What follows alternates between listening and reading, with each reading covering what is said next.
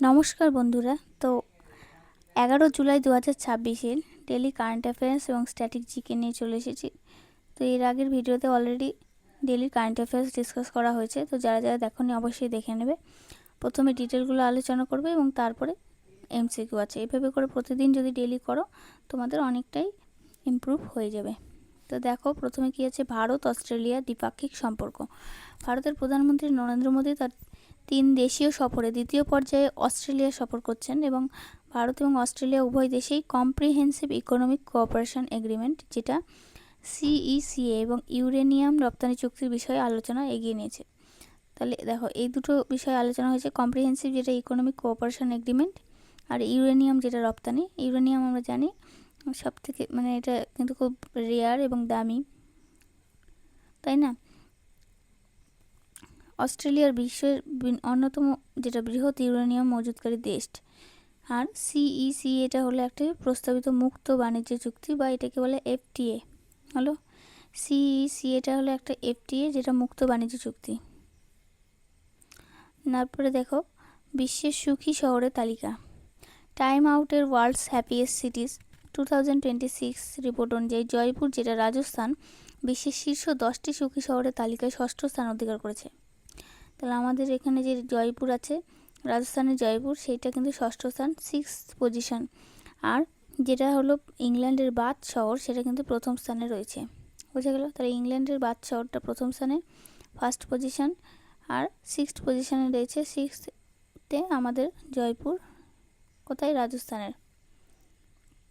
তারপরে নেক্সট দেখো প্যাক্টস পার্টনারশিপ। ভারত ও Australia cyber critical technology এবং সাপ্লাই চেইনের ক্ষেত্রে সহযোগিতার জন্য partnership on cyber critical technologies and supply chains, যেটা প্যাক্টস চালু করেছে। এখন দেখো ইদানিং ভারত এবং অস্ট্রেলিয়ার বেশিরভাগ নিউজগুলোই আসছে, কারণ অস্ট্রেলিয়া সফরে গেছে এবং বিভিন্ন বিষয়গুলো নিয়ে কিন্তু আলোচনা করছে। তাহলে এই পিএসিটি প্যাক্টসের ফুল ফর্ম হলো partnership on cyber critical technologies and supply chains. দেখো স্ট্র্যাটেজিকে একটা কোশ্চেন আছে, যেখানে এটি 2020 সালে সাইবার প্রযুক্তি সহযোগিতা কাঠামোর স্থলাভিষিক্ত হলো। এবার দেখো দৃষ্টি 10 স্টার লাইনার। তো দৃষ্টি 10 স্টার লাইনারটা কি ভারতের নৌবাহিনীর একটি দেশীয় দৃষ্টি 10 যেটা স্টার লাইনার ইউএভি গুজরাটের পোরবন্দরে প্রশিক্ষণ চলাকালীন বিধ্বস্ত হয়েছে।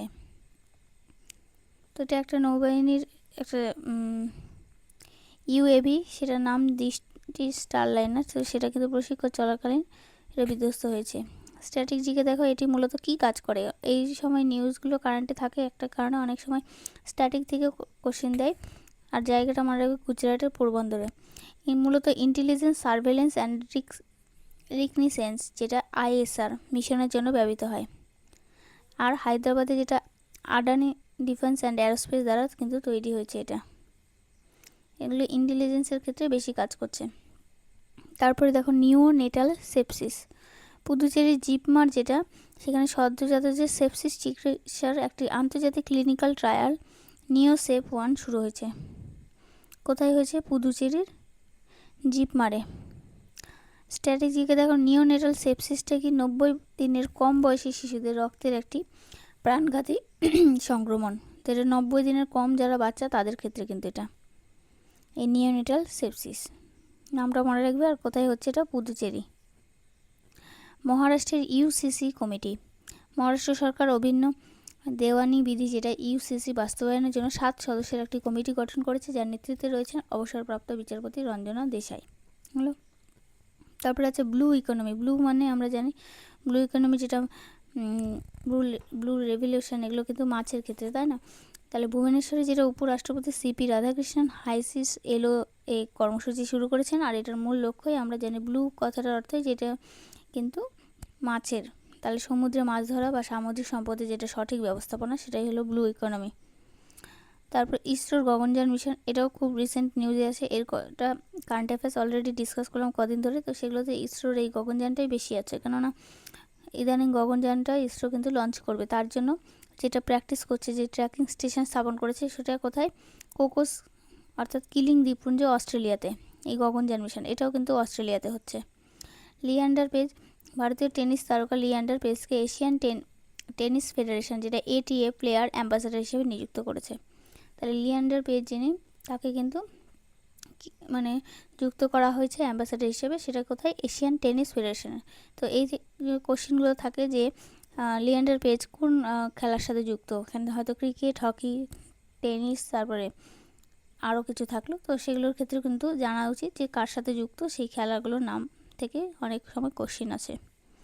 নেক্সট হলো আদানি ডিফেন্স। আদানি ডিফেন্স দক্ষিণ এশিয়ার বৃহত্তম ব্যক্তিগত মিসাইল ম্যানুফ্যাকচারিং ইকোসিস্টেম তৈরি করতে চলেছে। হলো। তারপর দেখো জি20 পররাষ্ট্রমন্ত্রী বৈঠক। 2026 সালে জি20 পররাষ্ট্রমন্ত্রীদের বৈঠক ব্রাজিলের রিও ডি জেনেরোতে অনুষ্ঠিত হয়েছে। সেই জি20টা কোথায় অনুষ্ঠিত হচ্ছে? ব্রাজিলের রিও ডি জেনেরোতে। ভারতের প্রতিনিধি হিসেবে এখানে এস জয়শঙ্কর এতে অংশগ্রহণ করেছেন। তো এই সামিটগুলো মনে রাখবে যে জি20 কোথায়? ব্রাজিলের রিও ডি জেনেরো। এটাতে স্ট্র্যাটেজিকে দেখো, জি20 সেরকম সদর দপ্তর নেই। 2025 সালে ভারত এই সম্মেলনে সভাপতিত্ব করেছিল। তারপরে আছে বিমস্টেক, যেটা সম্মেলন থাইল্যান্ডের ব্যাংককে, যেটা বিমস্টেক সদস্য দেশগুলির নিরাপত্তা এবং বাণিজ্য বৃদ্ধির জন্য বিশেষ বৈঠক অনুষ্ঠিত হয়েছে। কোথায় হয়েছে? সেটা থাইল্যান্ডে। বিমস্টেকটা দেখো ফুল ফর্ম বে of Bengal initiative for multi sectoral technical and economic corporation, গঠিত হয় 1997 সালে, আর এই সদস্য দেশ সংখ্যা হলো 7 জন। তাহলে বিমস্টেকটার সদস্য দেশ সংখ্যা হলো 7 জন। নেক্সট হলো অপারেশন গঙ্গা ও কাবেরীর অনুরূপ সুদানে আটকে পড়া ভারতীয়দের উদ্ধার করার পর ভারতের বিদেশ মন্ত্রক সম্প্রতি নতুন উদ্ধার মিশনের নাম দিয়েছেন অপারেশন সাগর শক্তি। হলো। তাহলে অপারেশন সাগর শক্তি যেটা নতুন নাম দিয়েছেন কোথায়? সুদানে আটকে পড়া ভারতীয়দের উদ্ধারের পরে। আর আন্তর্জাতিক সম্পর্কের ক্ষেত্রে ভারতের ভ্যান্ডে ভারত বা বন্দে ভারত, এটা স্পেলিংটা এরকম হয়েছে। বন্দে ভারত যেটা মিশনগুলো, সেগুলো দুর্যোগকালীন কূটনীতির একটা বড় উদাহরণ। মিসাইল প্রযুক্তি, ভারতের ডিআরডিও সফলভাবে প্রলয় মিসাইলের ট্রায়াল সম্পন্ন করেছে। এটি একটি surface to surface short range ballistic missile. এই যে এগুলো থেকে কোশ্চেন থেকে যে প্রলয় মিসাইল কী ধরনের missile? Air to surface, surface to surface, তো সেটা হবে surface to surface short range ballistic missile. আর সেটাকে ডিআরডিও এভাবে কিন্তু সফলভাবে ট্রায়াল করেছে। স্ট্র্যাটেজিকে দেখো, ডিআরডিও প্রতিষ্ঠিত হয় 1958 সালে, সদর দপ্তর new Delhi. UNESCO world heritage, ভারতের মাকন্দপুর মন্দির চত্বর, যেটা পশ্চিমবঙ্গ। দেখো আমাদের পশ্চিমবঙ্গে যেটা মাকন্দপুর মন্দির চত্বর, সেটা কিন্তু ইউনেস্কো যেটা ওয়ার্ল্ড হেরিটেজ সাইটে কিন্তু জায়গা পেয়েছে। ইউনেস্কো গঠিত হয় 1945 সালে, এর সদর দপ্তর কিন্তু প্যারিসে অবস্থিত। তো এই পশ্চিমবঙ্গের যে আপকামিং এক্সামগুলো আছে সেটার জন্য কিন্তু ইম্পর্টেন্ট যে ওয়ার্ল্ড হেরিটেজ সাইটের মধ্যে কোনটি, সেটা হলো মাকন্দপুর মন্দির চত্বর, মাকন্দপুর মন্দির যেটা। তারপরে দেখো জাতীয় শিক্ষানীতি, ভারত সরকার পিএমসি প্রকল্পের অধীনে 1000টি মডেল স্কুলকে স্মার্ট ক্লাসরুমে রূপান্তরের কাজ শেষ করেছে। এখন শুনছি আমরা বর্তমানে যে পিএমসি স্কুল হিসেবে যে স্কুলগুলো আছে কনভার্ট করার চেষ্টা করছে, সেটা কিন্তু এনইপি 2020 যেটা, সেই রুলটা ফলো করে। এর মূল লক্ষ্য হলো শিক্ষার যেটা গুণগত মান বাড়ানো এবং বৃত্তিমূলক শিক্ষাকে অন্তর্ভুক্ত করা। তারপরে দেখো পশ্চিমবঙ্গের শিল্প, রাজ্য সরকার সিলিকন ভ্যালি হাব, যেটা নিউ টাউন এলাকায় সেমিকন্ডাক্টর তৈরির জন্য নতুন বিনিয়োগ নীতি ঘোষণা করেছে। তো সেমিকন্ডাক্টর কিন্তু এখন পশ্চিমবঙ্গেও মানে তৈরির নীতি কিন্তু চলছে। স্ট্যাটিক জিকে দেখো, ভারতের বর্তমান সেমিকন্ডাক্টর মিশনের আওতায় পশ্চিমবঙ্গের আইটি সেক্টরে বড় বিনিয়োগ আকর্ষণ করছে। জৈব বৈচিত্র্য আইন, কেন্দ্রীয় সরকার বায়োলজিক্যাল ডাইভার্সিটি অ্যাক্ট সংশোধনী 2024-এর পূর্ণাঙ্গ নির্দেশিকা জারি করেছে। স্ট্যাটিক জিকে দেখো, জৈব বৈচিত্র্য আইন যেটা 2002 সালে পাস হয়, এর প্রধান লক্ষ্য হলো স্থানীয় সম্পদের সুরক্ষা। জৈব বৈচিত্র্য মানে বোঝা যাচ্ছে যে আমাদের যেটা স্থানীয় সম্পদ সেটা কিন্তু সুরক্ষা করা। তারপর তপশিলি জাতি এবং উপজাতি কমিশন, এনসিএসসি এবং এনসিএসটি, যেটা নতুন চেয়ারম্যান হিসেবে যথাক্রমে নিয়োগ দেওয়া হয়েছে বিজয় সম্পলা এবং হর্ষ চৌহানকে। আর স্ট্র্যাটেজিকে দেখো, সংবিধানে যেটা 338 এবং 338A যেটা আর্টিকেল, সেখানে কিন্তু এই কমিশনগুলোর কথা বলা হয়েছে। অর্থনৈতিক সমীক্ষা, রিজার্ভ ব্যাঙ্ক অফ ইন্ডিয়া যেটা আরবিআই 2026 এবং 27 আর্থিক বছরের জন্য ভারতের জিডিপি বৃদ্ধির পূর্বাভাসটা 7.2% রেখেছে। আর আরবিআই কত 1949 সালে জাতীয়করণ করা হয়, আর এর প্রধানকে বলা হয় গভর্নর, যিনি শক্তিকান্ত দাস। হলো। এবার দেখো এই কারেন্ট অ্যাফেয়ার্সের সাথে কিছু কুইজ আছে, যেগুলো প্র্যাকটিস করলে তোমরা কিন্তু অনেকগুলো আনসারই করতে পারবে। দেখো চেষ্টা করো। ভারত ও অস্ট্রেলিয়ার মধ্যে প্রস্তাবিত মুক্ত বাণিজ্য চুক্তি যেটা এফটিএ, সেটার নাম কি? CEPA, CECA, Asian, RCEP. তাহলে আমরা যে দেখলাম যে এফটিএ যেটা, সেটার নাম কি? সিইসিএ। হলো। নেক্সট দেখো, টাইম আউটের ওয়ার্ল্ডস হ্যাপিয়েস্ট সিটি যেটা 2026 রিপোর্ট অনুযায়ী বিশ্বের শীর্ষ সুখী শহরের তালিকায় প্রথম স্থানে রয়েছে কে? জয়পুর না, জয়পুর তো 6 দেখলাম। সিডনিও নয়, দেখলাম কোনটা? বাথ, তাই না? তারপর দেখো, ভারত ও অস্ট্রেলিয়ার সাইবার ও ক্রিটিক্যাল টেকনোলজির জন্য কোন পার্টনারশিপ চালু হয়েছে? Pact, squad, cyber India, techcore. আমরা এটা তো পড়লামই, প্যাক্ট। তারপরে দেখো, দৃষ্টি 10 যেটা স্টার লাইন ইউএভি কোন সংস্থা দ্বারা তৈরি? DRDO, HAL, Adani defence and aerospace, আর টাটা অ্যাডভান্স। তাহলে এটা দেখলাম কোনটা? Adani defence and aerospace. তারপর দেখো, নিওনেটাল যেটা সেপসিস সংক্রান্ত ক্লিনিক্যাল ট্রায়াল নিওসেপ 1 কোথায় শুরু হয়েছে? এটা এইমস দিল্লি, পুদুচেরি, চণ্ডীগড়, মুম্বাই। তাহলে এখানে আমরা দেখলাম পুদুচেরি যেটা, সেখানে কিন্তু চালু হয়েছে। মহারাষ্ট্রের ইউসিসি কমিটির নেতৃত্বে রয়েছেন কে?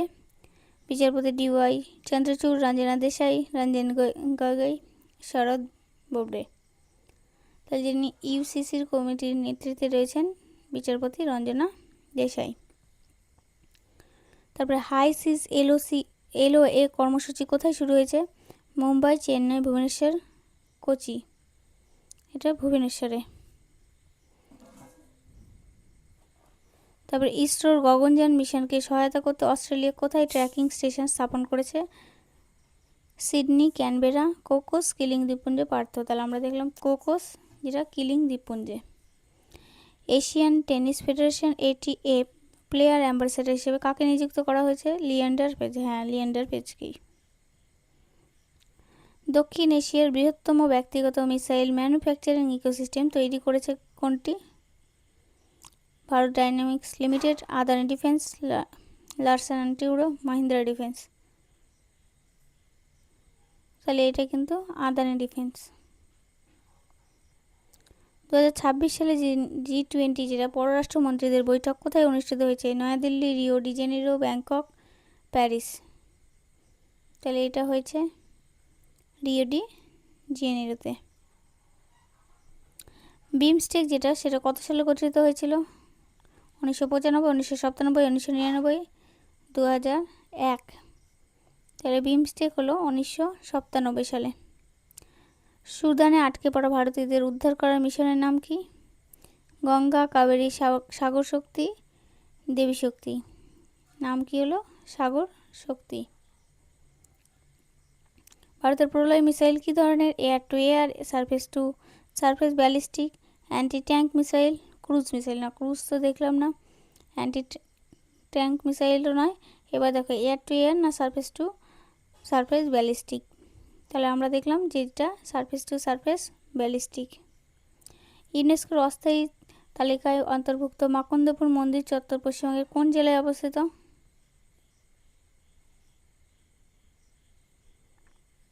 বীরভূম, বাঁকুড়া, দক্ষিণ দিনাজপুর, মুর্শিদাবাদ। এটা হলো দক্ষিণ দিনাজপুর। পিএমসি প্রকল্পটির মূল লক্ষ্য কি? স্মার্ট ক্লাসরুম তৈরি, স্বাস্থ্য সুরক্ষা, কৃষি ঋণ প্রদান, ডিজিটাল ব্যাংকিং। তাহলে আমরা দেখলাম পিএমসির মূল লক্ষ্য কি? Smart classroom. পশ্চিমবঙ্গের কোন এলাকায় সেমিকন্ডাক্টর হাব তৈরির পরিকল্পনা নেওয়া হয়েছে? Dankuni, new town, Kharagpur, Salt Lake. এটা নিউ টাউনে, যেটা সিলিকন ভ্যালি হাব। জৈব বৈচিত্র্য আইন যেটা বায়োলজিক্যাল ডাইভার্সিটি অ্যাক্ট কত সালে পাশ হয়? 1999, 2002, 2005, 2010। 2002 সালে। সংবিধানের কত নম্বর অনুচ্ছেদে এনসিএসসি এবং এনসিএসটির কথা বলা হয়েছে? 338 এবং 338A।